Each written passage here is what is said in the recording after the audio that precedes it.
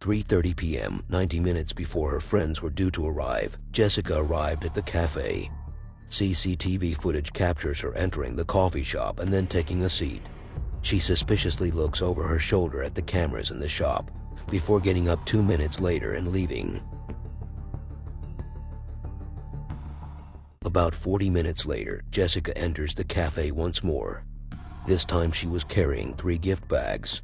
The bags were from a store only 2 minutes away, and each bag contained 1 small bottle of soap, apparently a gift for her friends. Jessica then proceeded to look around the cafe, suspiciously looking at the walls and ceilings before choosing a table where the greenery obstructed the view of the closest CCTV camera, and where the next best available footage was from a camera located at the opposite end of the coffee shop. Jessica sat down at 4:15 p.m., still 45 minutes from when her friends were due to arrive.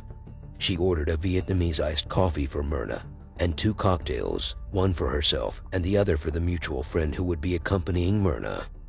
The drinks arrived at 4:24, still 35 minutes before the friends were due, and what Jessica does next is something truly shocking. She picks up the shopping bags from the floor and places it in front of her on the table, almost as though she's trying to obscure the view from the CCTV camera. You can see Jessica moving her hands behind the bags, and at one point, she even seemed to move the drinks closer to her. Myrna and her friend then arrived at the coffee shop at 17:16. The iced coffee had now been on the table for nearly an hour. The friends greet Jessica and engage in a warm embrace. They sit down moments later, and within a few seconds of sitting down, Jessica takes a sip from her drink. Almost immediately, she appears agitated, signaling to her friends that her drink tasted funny, and then offering for them to taste it. Both friends decline to taste the iced coffee. The next moment, Myrna starts coughing and starts fanning herself before she throws her head back and starts frothing from the mouth.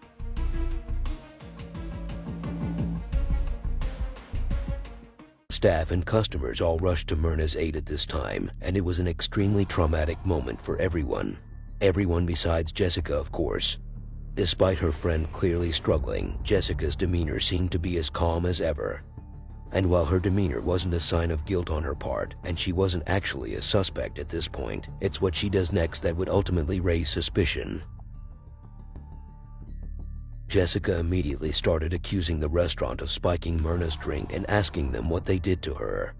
Up until this moment, everyone thought that Myrna was having a seizure, but after Jessica started accusing the restaurant of foul play, the owner decided to take Myrna's drink away and store it for safekeeping in case the police wanted to analyze it at a later stage,